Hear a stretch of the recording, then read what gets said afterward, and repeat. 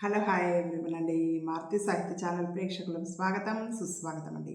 అంతా బాగున్నారా అండి? మేమంతా బాగున్నామండి. ఈరోజు మన మారుతి సాహిత్య ఛానల్లో శ్రీకృష్ణ స్వామి వారికి సంబంధించి కృష్ణాష్టకం శ్రీకృష్ణాష్టకం విందామండి. స్వామివారి ఆశీస్సులు అమ్మవారి ఆశీస్సులు మనందరికీ ఎల్లవేళలా ఉండాలని మనస్ఫూర్తిగా కోరుకుంటూ శ్రీకృష్ణాష్టకం. వసుదేవసుతం దేవం కంసచాణూరమర్దనం దేవకీ పరమానందం కృష్ణం వందే జగద్గురుం అతసీ పుష్పసంకాశం హారనూపురశోభితం రత్నకంకణకేయూరం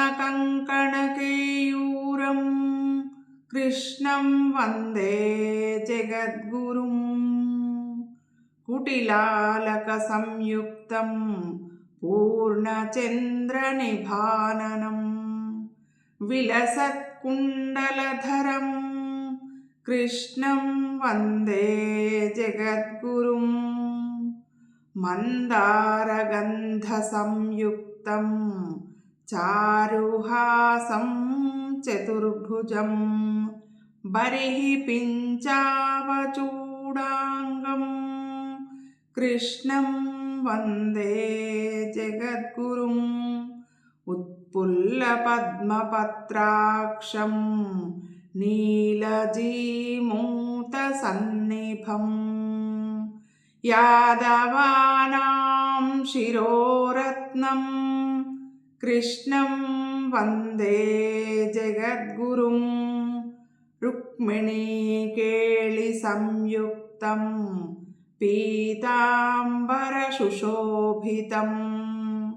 అవాప్తతులసీగంధం కృష్ణం వందే జగద్గురుం గోపికానాం కుచద్వంద్వకుంకుమాంకితవక్షసం శ్రీనికేతం మహేశ్వాసం కృష్ణం వందే జగద్గురుం శ్రీవత్సాంకం మహోరస్కం వనమాలా విరాజితం శంఖచక్రధరం దేవం కృష్ణం వందే జగద్గురుం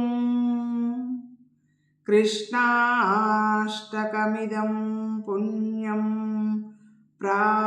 ప్రాతరుత్థాయ యః పఠేత్ కోటిజన్మకృతం పాపం స్మరణేన వినశ్యతి. ఇది శ్రీకృష్ణాష్టకం సంపన్నం. స్వామివారి ఆశీస్సులు అమ్మవారి ఆశీస్సులు మనందరికీ ఎల్లవేళలా ఉండాలని మనస్ఫూర్తిగా కోరుకుంటున్నానండి. మనందరం ఆనందంగా ఆరోగ్యంగా సుఖంగా సంతోషంగా ఉండవాలని ఎల్లవేళలా మనస్ఫూర్తిగా కోరుకునే మీ మారుతి సాహితీ ఛానల్ అండి. మీ అందరి ఆశీస్సులు ప్రేమ ఆదరాభిమానాలు మన మారుతి సాహితీ ఛానల్కి ఎల్లవేళలా ఉండాలని మనస్ఫూర్తిగా కోరుకుంటూ ఉంటానండి. మీ